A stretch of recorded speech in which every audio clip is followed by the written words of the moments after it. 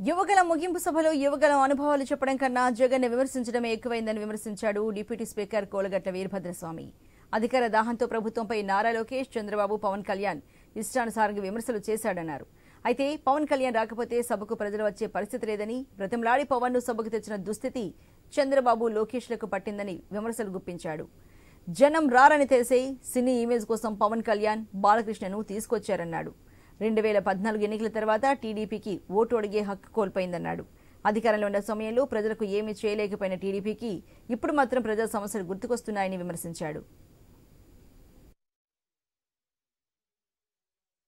యువగలం ముగింపు సభ ఆ పార్టీ వరకు వారు సంతోషాన్ని వ్యక్తం చేసుకుంటూ సభ జరుపుకోవచ్చు. ఎక్కడ ఎవరు కూడా యువగలం సక్సెస్ అయ్యిందనో, యువగలంలో ఇన్ని కిలోమీటర్లు నడిచాము, ఇది జరిగిందనో చెప్పే విషయం తక్కువ.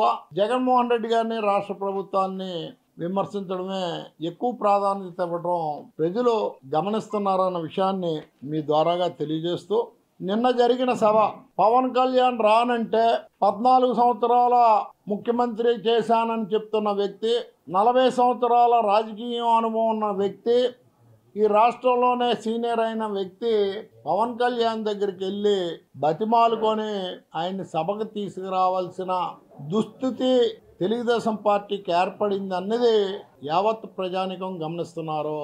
ఈ రాష్ట్రంలో చంద్రబాబు నాయుడికి ఓటు అడిగే హక్కు, అర్హత 2014 ఎన్నికల తర్వాత కోల్పోవడం వల్ల కొత్త ముఖాలు, జనాకర్షణ కలిగిన వ్యక్తిలో ఉంటే గాని జనం సమావేశాలకు రారని పవన్ కళ్యాణ్ని, అటు బాలకృష్ణని తీసుకొచ్చి సభను జరుపుకున్న పరిస్థితి. తెలుగుదేశం పార్టీ యువగలం ముగింపు సభ ఆ పార్టీ వరకు వారు సంతోషాన్ని వ్యక్తం చేసుకుంటూ సభ జరుపుకోవచ్చు. ఎక్కడ ఎవరు కూడా యువగలం సక్సెస్ అయ్యిందనో, యువగలంలో ఇన్ని కిలోమీటర్లు నడిచాము, ఇది జరిగిందనో చెప్పే విషయం తక్కువ.